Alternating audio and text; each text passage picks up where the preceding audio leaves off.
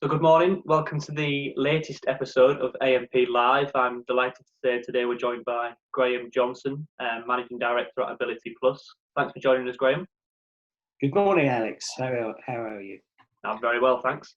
How have you been through lockdown? Obviously, the last time we spoke was a few months ago. Last time we met was a few months ago. How have you been? I'm good. Everyone's well, thankfully, and obviously been enjoying the good weather that we've had through these strange times. Doing a bit of gardening and everything outside the business, but all good, thank you. Good, keeping yourself busy then. Absolutely, yeah. Absolutely. Obviously, from a business point of view, how were things managed through the initial lockdown, and how things have progressed until now, really? Yeah, so obviously when Boris announced that stores and stuff were to close, we preempted that to some extent, and certainly there were certain people in the company that were highly vulnerable if they were to get it. So they were. Well, I sent them home and said, like, we're once we get more information, then we can decide on what we're going to do. So.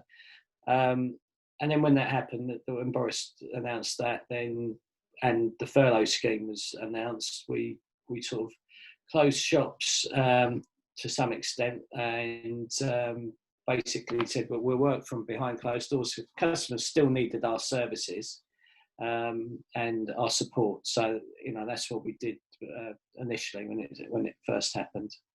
Yeah, how did that work? A few of the other dealers I've spoken to over the past couple of months, obviously, were keen to stay open and offer that, stay open from the point of view of service and support. How did you manage that? How did that sort of work? It was just really through the telephone systems and notices on the store doors. Obviously customers were heeding what the government was saying and staying indoors and safeguarding, but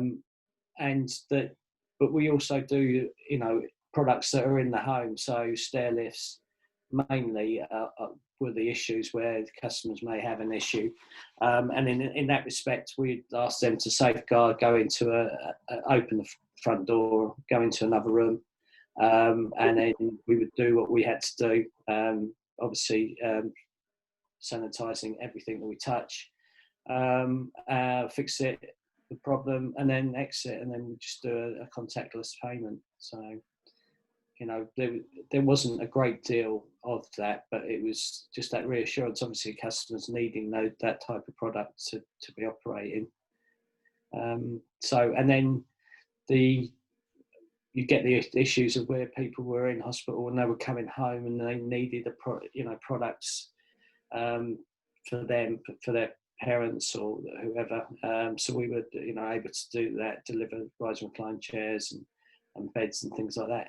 Wouldn't say that it was massive amounts of work, but it ticked us over at that time. You mentioned a few products there. Were there any that you saw throughout lockdown that when customers started to feel that bit more confidence in looking at new products, has there any been more popular than others? I certainly heard that there was. The commodes were apparently one of the main products. Care beds were once again, but it's not a market. We provide those, but I think the people that were getting that type of business were more the online,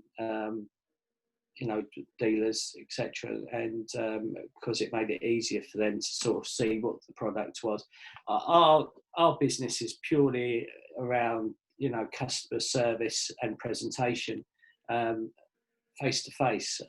But we have, and I'll talk about that a little bit later, but we have developed a more of an online presence now.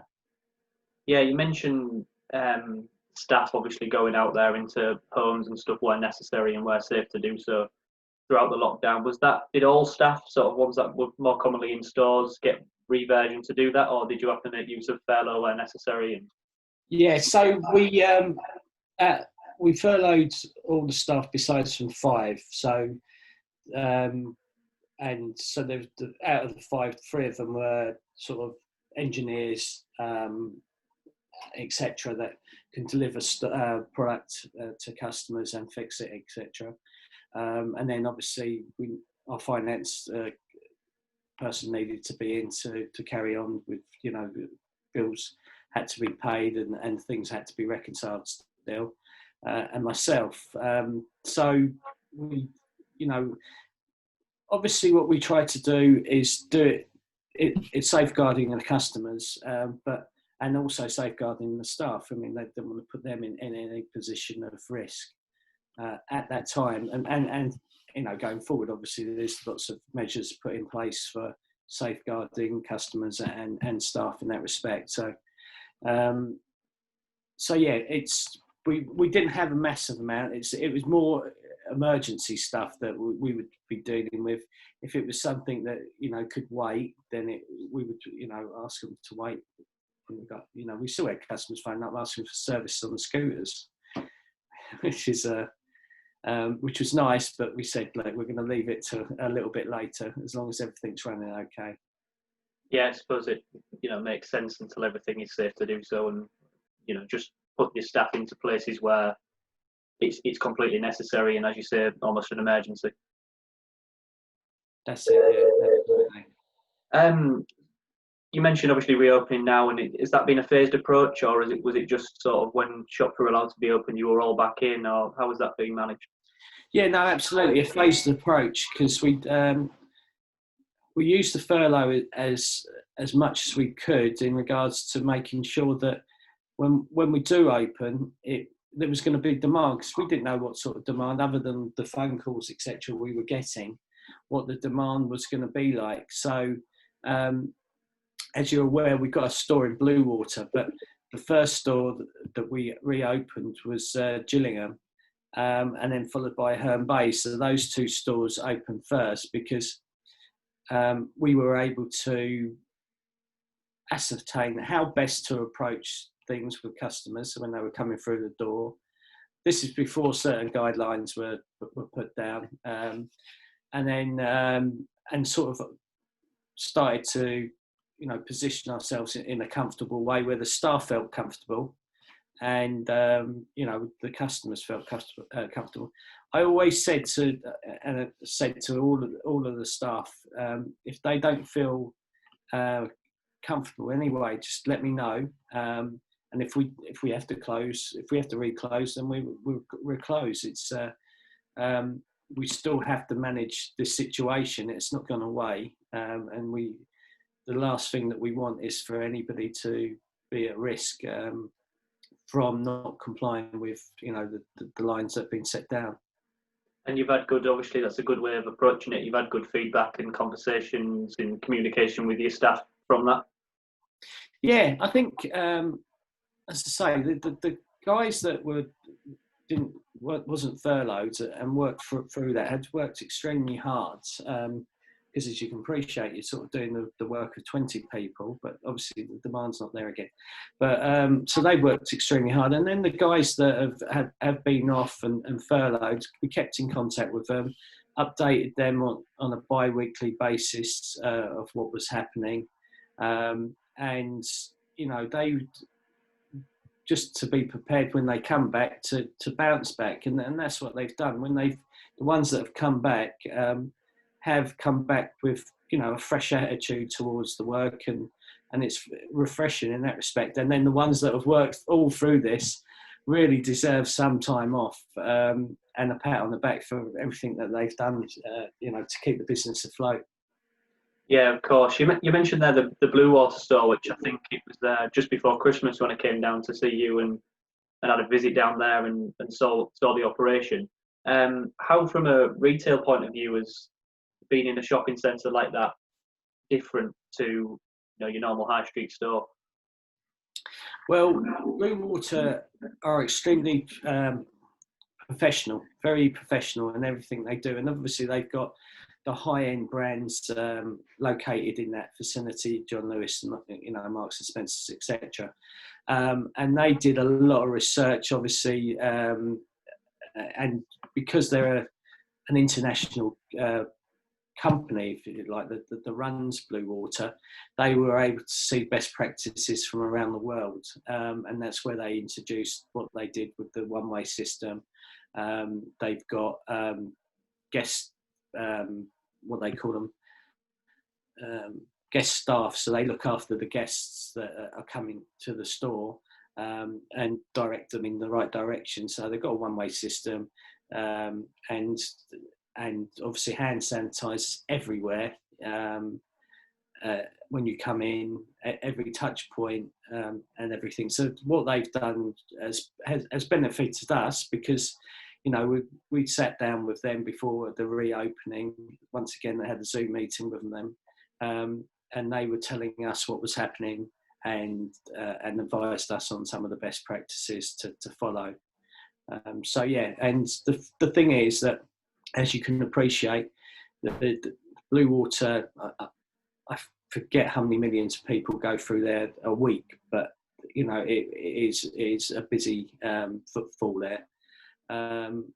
Obviously, when it reopened, you were generally getting just the local people coming to there, because the restaurants and the day experience wasn't there. Because that's another thing about that shopping centre, is people will travel for a day, just not for in regards to that, but they will travel to go there and spend the day there, and have an experience of doing a bit of shopping, having some food, enjoying some of the other things that they offer. So it's a sort of day experience, and we do the shop mobility for the centre, and I'm pretty sure in saying it's the biggest shop mobility in the country, and if not in Europe. And I haven't seen one in my travels that is any bigger. We have a fleet of over 20 mobility scooters to hire, and wheelchairs and power chairs as well. So, and obviously with regards to that, that's all sanitised before the customer uses it and when it's returned.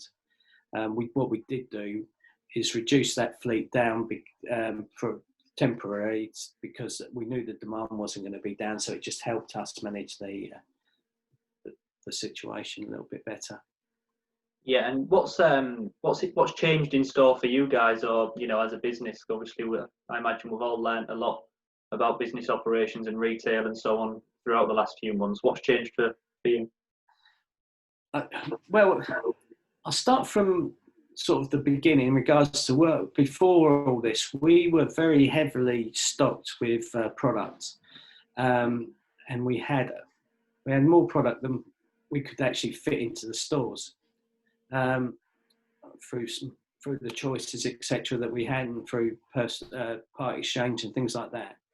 So what we were able to do over these 3 months is that the deals where we when things started lifting, is that we managed to sell a lot of that product, and that gave us an opportunity to clear space. And one of the things that you need, and obviously with regards to the new look now, is to have space where customers and ourselves can be a safe distance from each other. Our stores are never as busy, and anybody would tell you this in a mobility business, is that the number of customers that you get on a daily basis, we're not going to get loads at any one time. Maybe a little bit different for Blue Water, where we're hiring out and stuff, but when customers are coming in to buy, we can safely look after them and not have to worry about too many customers also coming in. So in answer to your question, is creating the space for us to be able to safe distance. Yeah, and is that just the changes there you mentioned about in store? Are there any sort of strategic changes? I know you mentioned e-commerce potentially, or an online offering a bit more that's changed. How has that been adapted? Well, as everybody would tell you in the industry, is the online can be a right pain for us in regards to, there's not much margin in that type of activity, because you're just competing on price. If you can't differentiate because of the service that you're offering. You're competing on price, and you'll see from the likes of Better Life and other online traders that have done that it's a quick way to the bottom. Obviously, they've benefited over this period of time. They've benefited over this period of time because of the situation. So we have to look at strategically what is our best positioning in the new norm, and where our online presence has not been. It's like probably your magazine, if you like. If you didn't update your magazine, somebody's only just going to read it the once and they won't revisit it. And that's what obviously our website was like. It was a brochure to our services, but we never really kept on top of what we should be doing, and that. And we've not gone e-commerce as yet. We may do to some extent on the smaller products that we sort of box shifting that we would understand that customers would want to buy and happy to buy, and we may go down that road. But what we managed to do over this period of time is take a really good look at our website, what the traffic is, and develop that. And we're seeing benefits from that because we're getting a lot of responses from customers via the website now, which is good. Yeah, it's good. I think there's been a bigger focus on technology and communications and good communications throughout this. And I suppose, do you see that as a way of showing the customer base or potential new customers that you're an up-to-date working operation that is keeping in touch with what you offer? Absolutely. Yeah. Just on a sort of a supplier side, are there any sort of good cases that you've had good relationships with suppliers, and how has that worked through the past few months? Plenty of good cases. I cannot praise our suppliers enough for the support that they've given us through this period of time.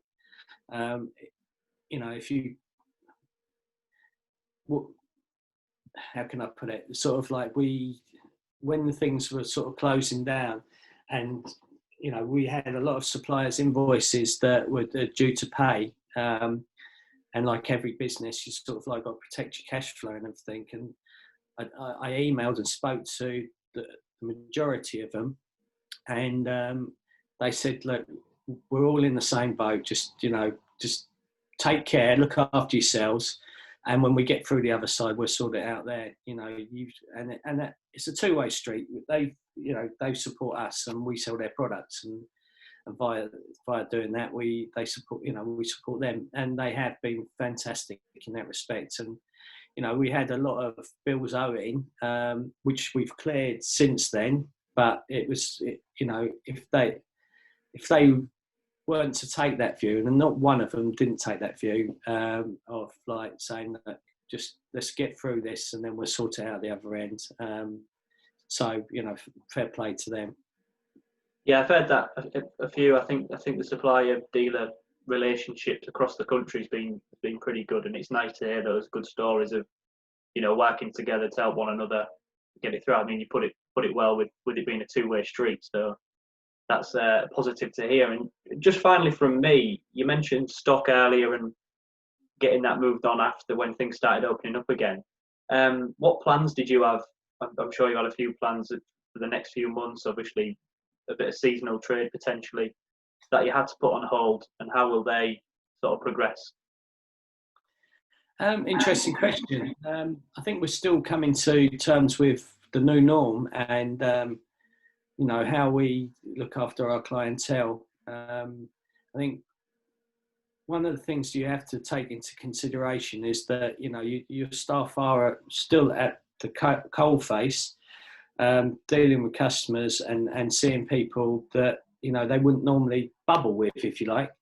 So it's important that they are safeguarded through this. And once again, Blue Water is it's open 7 days a week, 12 hours a day, if you like, something like that.